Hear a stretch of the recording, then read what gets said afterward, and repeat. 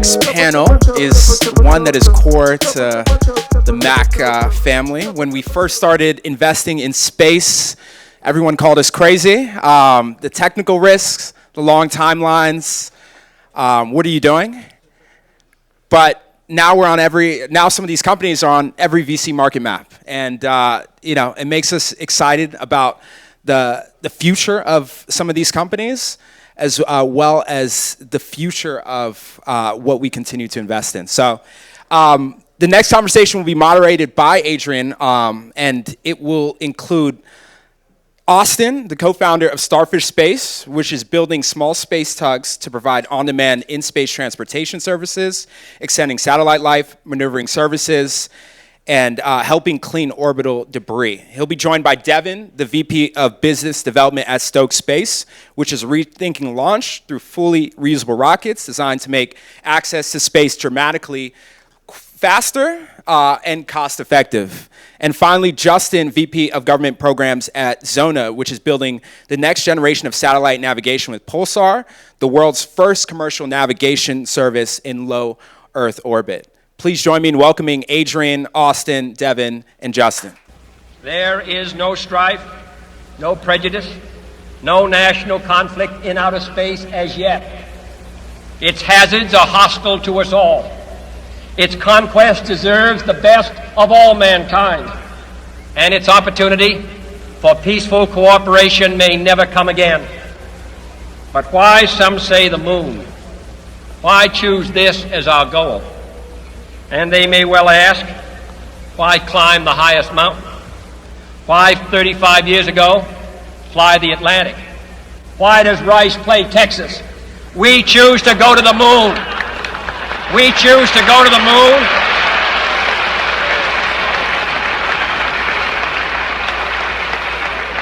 We choose to go to the moon in this decade and do the other things, not because they are easy, but because they are hard. Because that goal will serve to organize and measure the best of our energies and skills. Because that challenge is one that we're willing to accept, one we are unwilling to postpone, and one we intend to win, and the others too.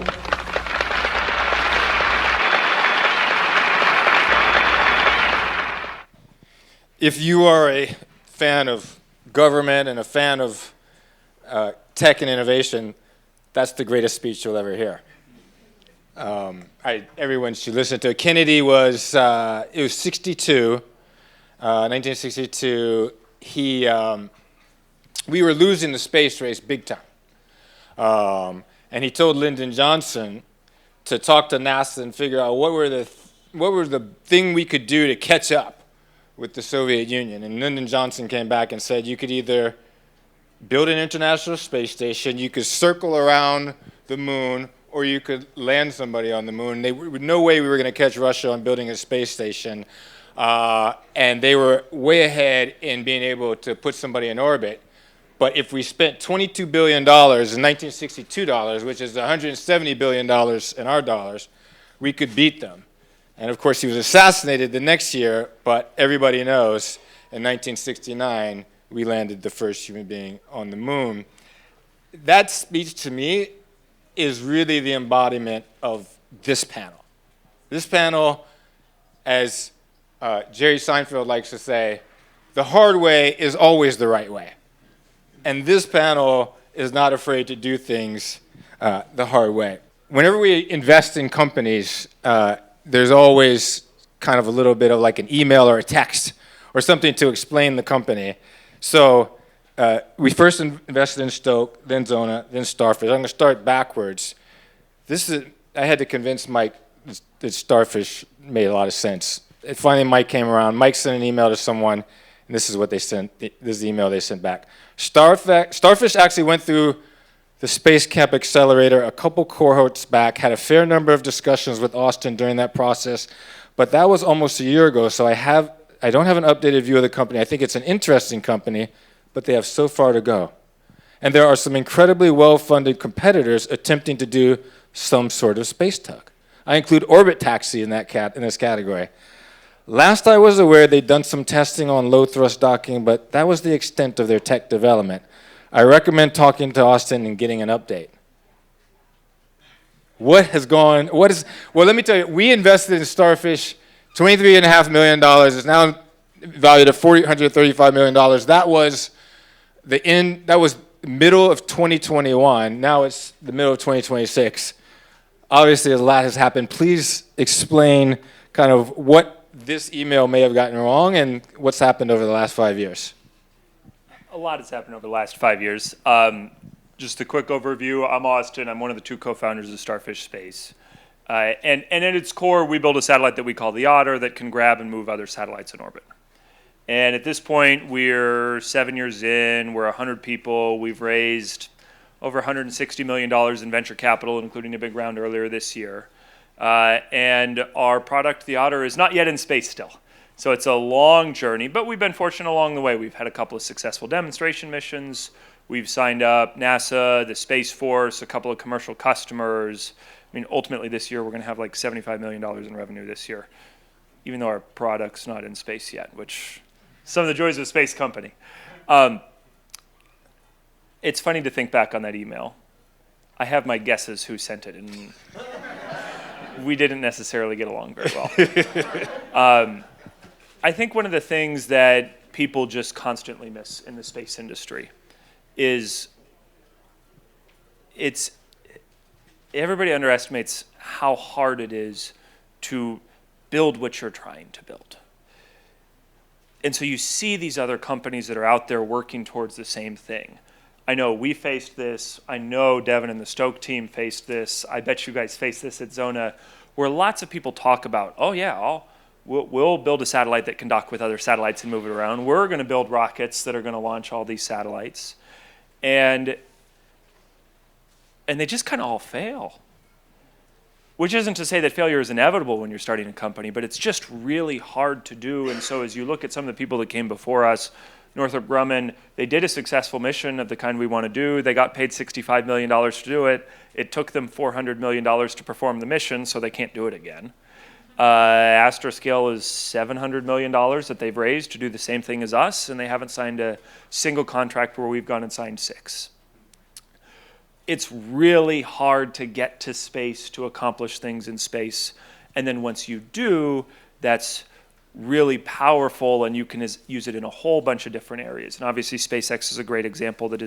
They got Falcon 9 working, and then they built Dragon, and then they built Starlink, and now they're building Starship. Is this a valuable company, this one, SpaceX? The SpaceX? Yeah. I think it might be a valuable company. It might be working out okay for them. I do have some questions about the IPO. Let's make sure we get everybody kind of introduced. Handle on to other people doing hard things. Let's see what you guys think. All right, so some notes on Xona. GPS was architected and designed around helping humans operating a massive perception engine. When given longitude and latitude coordinates, they can operate safely, not so with machines. With increasing demand for resilient, high-performance navigation coupled with lower cost to access space, now is the time to build a new GPS. How can a new startup replace GPS? To create a scalable solution, you have to solve the problem at the root in space. These notes are 2 pages on my cards, probably at least 80 pages on Mike's original notes. Mike led the Xona deal terrifically. Tell us, this was again, all 3 of these companies we invested somewhere between 2020 and 2021. We rose somewhere between about $1.5 to $2 million in each, and all are now worth at least $500 million, and Stoke, you're in the lead now, but these guys are going to catch you. Stoke is over $3 billion now. But it's really interesting how many similarities there are, but it's really interesting for us, as was said before, we didn't start out knowing anything about space. We were just trying to invest in the most amazing founders we could find. And at this time, this is pre-Andreessen, American Dynamism. You know, SpaceX is amazing now and was amazing then, but it was not a household name like it is now. So we were kind of putting together notes, and I honestly didn't even know that GPS, I really didn't know where it came from. I just used it and took advantage of it. So you guys had this idea to build a private GPS. Say what these notes missed, and what's happened in the last 5 years. Yeah, I'll talk a little bit about what the notes miss. So Justin Diepold, Vice President for Government Programs for Xona. I actually came over from the U.S. Space Force, U.S. Air Force, 20 years retired, worked on the GPS program. So most people don't even know you use GPS every day. 31 satellites on orbit, operating 20,000 kilometers away from Earth. And we've been building the same satellites. We just watched that video from 1962. That technology is what's in the satellites right now being operated on orbit. So in 2022, I had the opportunity as an Air Force officer to meet Xona, and I'm like, if these guys pull it off, they're going to do what I've been trying to do for 20 years of my career, which is build the future of navigation and positioning and timing. So right now, GPS, you can get down to a meter accuracy with your phone. It's not going to operate in this building. It's not going to operate downtown because buildings are in the way. So what can we do with the future infrastructure of navigation? It's going to enable the future that we haven't thought about, enable new applications, enable autonomous driving, enable aircraft to land on their own without pilots. So thinking about the future that this technology is going to enable really excited me about Xona in 2022. So I had the opportunity, we had some money, invested a little bit of money from the government side in Xona, and to see where they're at today, we're in production with satellites. We have a satellite on orbit. That signal can operate through this building. You can track your phone in this building down to centimeter level accuracy. And as we build out the constellation of 258 satellites, it's going to enable a future that no one even imagines today. So super excited about Xona. That email is spot on. We built that technology in 1962 for GPS, 31 satellites. We're building the future, which has been enabled through the lower cost of launch, thanks to companies like Stoke, moving forward with that, and the commercialization of the low Earth orbit and the parts availability and how we can get these satellites to a price point that makes sense to launch. So. Thank you. Here's the original email on Stoke. Adrian, hope you're safe and well. Have a moonshot company for you this time. We seeded Stoke, going out for seed round. Incredible team with a huge vision. Stoke is building small reusable rockets for example, for small low-cost telecom satellites like Astronis. Here's a quick overview. They've built a world-class team intent on streamlining the space economy, while SpaceX and Blue Origin are focused on human space travel. Stoke is rethinking launch for the commercial satellite sector. They offer on-demand access to space at 20 times lower cost through 100% reusable rockets designed to fly daily. The team is a group of veteran leaders that built the BE-3, BE-4 engines at Blue Origin, Merlin 1C, SpaceX, other engines and rockets at Rocketdyne and Phantom Works. They are going out for a seed round now. We committed along. This is Anil from Soma. We committed along with Trevor Blackwell, co-founder of YC with Paul Graham, Jude Gamilla, Bostranis, Relevate, Charles Fitzgerald, and others. Let me know if any interest in an intro. So that was September 2020. What's happened since then? A lot's happened. Although I would say that email is pretty spot on. That's I was going to say. I want you to continue. The amazing thing that I figured out about hard tech, the difference with software, is pretty much what you guys tell us when you pitch, you actually build. Where software, pretty much what you tell us you're going to pitch, we know there's going to be a pivot. It's going to be completely changed. But I'm sorry, I interrupted you. No, I think that's totally right. We don't really have another option. We have to go do the thing we started on, right? So I think at the time, one of the things that's missing context is folks in the space industry had realized that finally, with the advent of partial reusability that SpaceX championed, the space economy was going to happen and it was going to grow. And what was critical is that access to space, being very high reliability, high availability, and of course low cost. It was critical that there were multiple providers of that access, of that launch capacity. And so at the time, there's literally 183 was the final count. 183 rocket companies were founded with a PowerPoint and a dream. And then Stoke was founded, and I joined very early on in 2020. And a lot of folks that I knew in the industry kind of like raised their eyebrows. What are you doing joining the 183rd rocket company? The market doesn't really need that many rocket companies. But what I think the MaC team realized and was evident to me is that of those 183, there was really only one or two that were credibly working on what we are confident and convicted is the inevitable industry end state, which is fully and rapidly reusable rockets going to and from space on a daily cadence, operating more like a 737 than an exquisite piece of hardware that you throw away at the end of every single flight. We will only create the critical unlock for exciting and incredible space businesses and capabilities like Starfish and like Xona, when that access to space is routine, reliable, and affordable. And for that to happen, right, SpaceX took an amazing first step, but they also have a lot of incentives to launch their own spacecraft and their own people and build other infrastructure in space. And so I think that these bets on really exciting space capabilities that require great scale are bets on at least two providers of fully and rapidly reusable rockets. And right now, there's only two providers in the world credibly working on that, SpaceX and Stoke. So I'm excited about this space economy because it is a bet on Stoke and it is a bet on what we need to do to unlock it. And I think like really since that email that's been our singular focus for 6 years now, to create that, that 737 of space access. Yeah, what's interesting about all three of your companies is like they're easy to, not easy, they're somewhat easy to explain, relatively easy to explain. And so, but they're hard to do, as you said, Austin, and probably, I want to also talk about this, hard to compete with because of the hard work involved. So, in essence, like you're betting on the explosion, Starfish, on the explosion of satellites in space, right?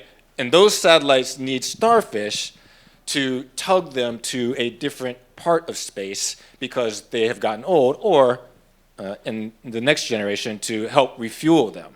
So it'd be great if you could just kind of explain how, like it sounds simple for someone who's not any kind of engineer to even explain that, but the day-to-day of putting that team together. It was just you and Trevor when we met, and now you've built a team of over 100, and you keep expanding, and you've got a working prototype in space, and all of you are going to be launching sometime in the next year, which is amazing.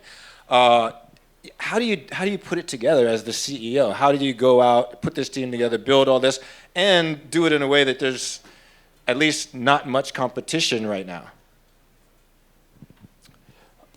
I think that's one of the great tricks of our journey is you're not just release something into the wild, learn from it, release something again. It's a multi-year, it's hundreds of millions of dollars, it's hundreds of people involved because there's 100 at Starfish Space, and then there are hundreds at different suppliers and partners that we have to bring together ultimately the satellites that we have to do. And before coming here, I spent a couple of days in Colorado actually putting together the satellite a little bit myself.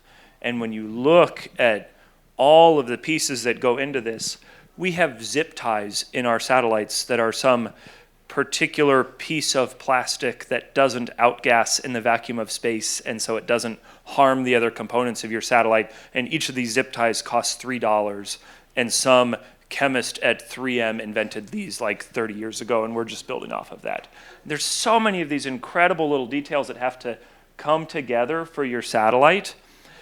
And then as a CEO, you're approaching it from the opposite end, where you're thinking about the big picture, and you kind of have to get it approximately right in a bunch of areas, and you have to say, okay, I think we need to build this. I bet it's going to take about this many people and about this long, and they need about these facilities. And you have to be approximately right. Yeah. And then when you get down to it, the areas in which you're incorrect is going to cause everybody else pain, and everybody else is going to complain about it, and then you have to battle through that last bit to get it built. And what is a marquee customer that everyone here would know or know of that industry that you guys have signed or will sign, and how does your technology help them? So an example here is a company called SES, which is the world's largest commercial geostationary satellite operator. They've signed a contract with us to help extend the life of one of their satellites. They have a satellite that's been up there about 15 years. It sells radio services, satellite television services. It's out of propellant, and so it is drifting out of its orbit slot and is soon to become useless because of that. It took them $500 million to build this thing and get it up there for the first 15 years, and we'll say, hey, give us a chunk of money and we'll keep it in its orbit slot and you can get another 5 years out of it. Justin, you kind of went through the myriad of different things that we take for granted that GPS is important to do. So I'd love for you also to talk kind of about who are the customers that you guys can talk about, or the industry? What are the marquee names, marquee industries? How much revenue do you think these customers would want to pay for your services? Yeah, we can. One key area right now, an initial adopter, agriculture. Everyone in here, we should care about agriculture and how important it is to the world.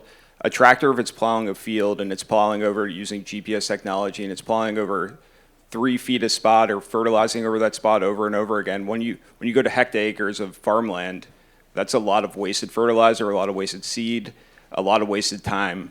So when you look at, you can get down to 2 centimeters, that improves their performance, improves their yields, which impacts the entire world. So agriculture is a big one right now that is early adopters of our technology.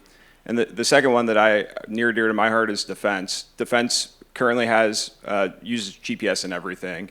Right now, they're moving towards drones and other devices. Right now, the Department of Defense put $50 billion in the budget for drone, quote unquote, drone dominance. Those devices can't use these very powerful military chips. They cost thousands of dollars. When you look at that, a technology like Xona that can be on a very, very small chip in these devices is very important to the military with the higher power and higher accuracy. So those 2 areas are very early adopters of our technology, as well as construction, which has to operate in cities with buildings in the way where GPS doesn't perform well. They also need to get down to that centimeter level accuracy. Also a huge business. Trimble is one of our big partners, early investors as well, working with them. So when I left the dinner here last night, I called my Uber or Lyft, and I had to walk all the way around the building because that's where the GPS took. I'm only half joking and half being self-interested. Is it? But it's true. How much more accurate can you guys be than GPS is right now? yeah, so GPS does not work well in city environments because there's buildings blocking the satellites from 20,000 kilometers away. Our system works very well in these urban environments or urban canyons we call them, where multipath and other issues cause problems for the satellite signal to reach your cell phone. So in the future, our satellite will have 2 centimeter level accuracy, whereas you might not even have a solution from GPS in some of these large city environments. Amazing. All right, Nevis, so these 2 guys, they've tested. They've put things up there. They're not fully operational, but they're headed that way. Stoke has done a small test, the hopper, but you haven't sent anything up that high yet. That's coming. So, I mean, we all saw what happened with Blue Origin. I mean, you should just kind of touch on, in the explosion, you should touch on just how many things you guys have to get right. I mean, you have 3 different sites. You've got Kent, you've got Moses Lake, you've got Cape Canaveral. It's, that's quite an operation for a startup that we invested just 5 years ago with 2 people. Now you've got people in 3 different parts running these different sites. How technical do you guys have to be? How hard is it? How hard will it be to launch in November? And then what do you think about what happened with Blue Origin? Well, I'll start with that. Yes, okay. Rockets are definitely hard. When you're working on rockets, there's a million things that can happen, and only one of them is good. So we saw one of the 999,000 outcomes that wasn't good. That was a fuel leak, or that's just we don't know hypothesis? We don't know the root cause yet, but it was a very large explosion, as you saw, and obviously catastrophic failure. And it damaged the launch site as well, which is really tragic because even if you have more rockets ready, you don't have a place to launch them from. So I'm very confident that Blue will figure out the problem and get back on their feet. But I think what it shows to industry, to commercial operators and the governments as well, is that it's essential that we have redundancy of access to space, right? Right now there's essentially one provider that can do it, SpaceX, and it's great for them. But it's not really good for everyone else who wants to be able to buy services in a healthy and competitive market.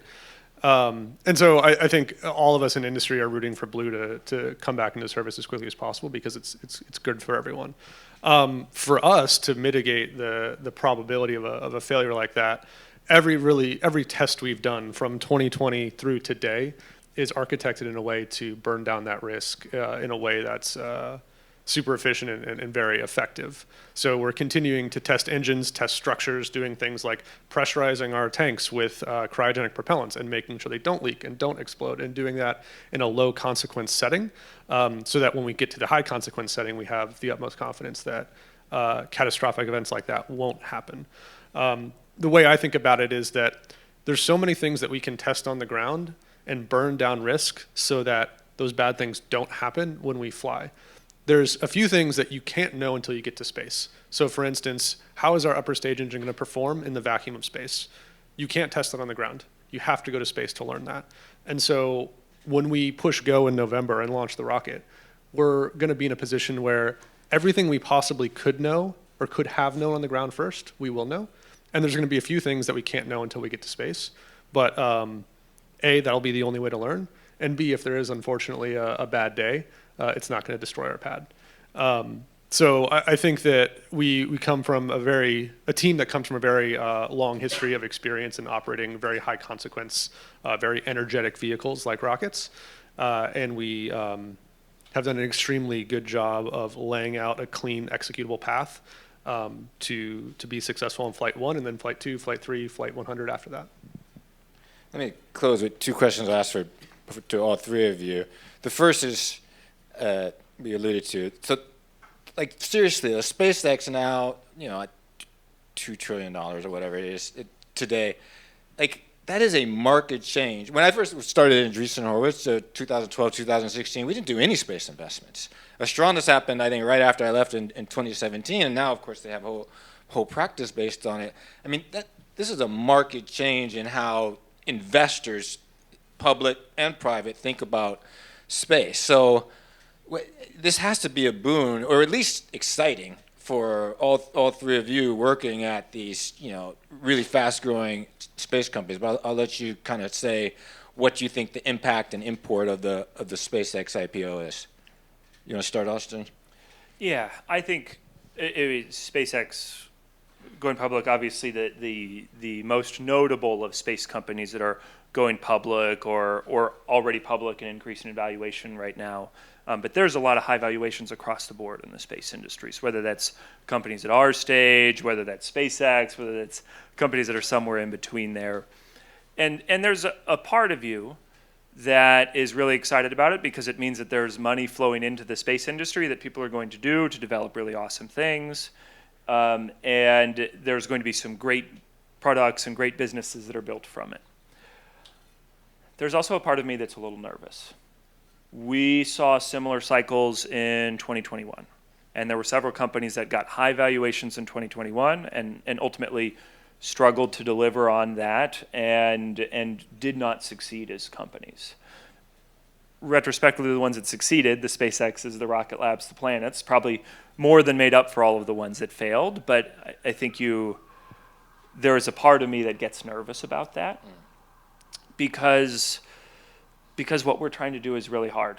And Blue Origin's rocket blew up on the launch pad, and there were a bunch of really good engineers, and they've been working at it for a really long time, and all of us are going to have failures on orbit. Perhaps all of us already have had failures of major tests, and there's more coming in the future.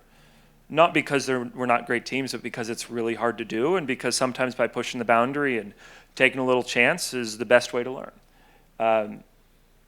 But we have to have people that are committed over the long term and going to help us still get to what's an awesome endpoint and not just get excited about, oh, SpaceX went public, let's go be a part of that right now. Oh no, something went wrong, now I want to back out of it. It's helpful. Any thoughts you guys have on what it means for the industry? Yeah, I'll say SpaceX has changed the industry in general. Most common people didn't know what space was before SpaceX. Like, they knew about NASA, they knew about different parts of space, but they didn't realize, like, hey, we can go to space almost every day. Like, I can stand on my back porch in the hills and see a SpaceX rocket launching every day, and my kids are like, think it's normal now. Yeah. That was not the normal as I was growing up in the military and the space industry. I talked to my parents, they were like, what is GPS? I thought it's just like a blue dot. Like, they didn't understand, like, there are satellites that we're procuring that, like, create that blue dot in your phone. So SpaceX has changed the world basically from understanding what space is, which I think is a great thing. They also showed that failure is an option. I mean, they blew up tons of rockets. They landed rockets on ships and they blew up. And I remember being in the Air Force in 2014 and people are like, oh, they don't know what they're doing. And I'm like, well, when they figure this out, it's going to change the industry. We're not going to be dropping $300 million in a rocket anymore. It's going to be great for the industry and change the world. So SpaceX, I think, has changed the perception of what space is, where we can go from space, which is great for the industry in my perspective. I think to your point, Adrian, earlier about doing the hard thing, SpaceX is 24 years old, I think. And for the first 15 years or so, they were, in many circles, kind of a laughingstock. Because what people said they were trying to do was impossible, that they would never compete with industry incumbents like ULA. And it's really in the last 8 or 9 years that their valuation is completely hockey sticked. And what the seeds they had been planting in 2002 started to yield fruit today with a fully reusable rocket or partially reusable rocket that can go to space at a very high cadence and be valuable for commercial and government payloads and other things. They were doing the hard thing for 15 plus years before they were seeing the benefit of that. So that's the thing that these companies I think have been doing for the past 5 or 6 years. And I think that in the long run, those valuations are going to be very well justified and actually probably pretty low for the companies that can execute. But the time horizons that we're talking about are quite long because what we're trying to do is incredibly hard and capitally intensive and takes a long time to get right. But I think what the SpaceX IPO shows today is that this is happening. More and more economic value is going to space and going to space to stay. At Stoke, we like to talk about there's 4 pillars of civilization: communications, energy production, manufacturing, and transportation. Communications is already in space. The other 3 pillars are moving out into space, and they're moving out there to stay, and they will be the economic engines of the future. So I think the valuations are justified. It's just let's be realistic about the timeframes. Austin, can you close us out on AI and that, when I toured all 3 of you guys' offices and plants, and when it was explained to me how much you guys are using AI to analyze the data so that you can do your operations, I was just wondering how we ever could have aerospace companies before. Do you want to talk about just how AI is being used to really process data and information by all these companies? Yeah, well, I'll say for us, I think one of the areas that stands out there is a lot of data that comes in, whether that's data from simulations, whether that's data from tests that you run, whether that's data from flight. And there's a lot of things that you want to check in that data. And those things don't have to be flight critical, don't have to be safety critical. It has to be hey, just pull all of these signals, make all of these plots, call out anything that looks different from these plots and what we expected. That for us has been a great use of Claude to go in, make those test scripts quick, and get something that probably works, and probably works is great to go check and analyze these pieces of data that otherwise you'd never be able to look at. That's great. I know it's similar at Xona and Stoke, but I also know we're over time. So thank all 3 of you for coming, and it's amazing to partner with you guys.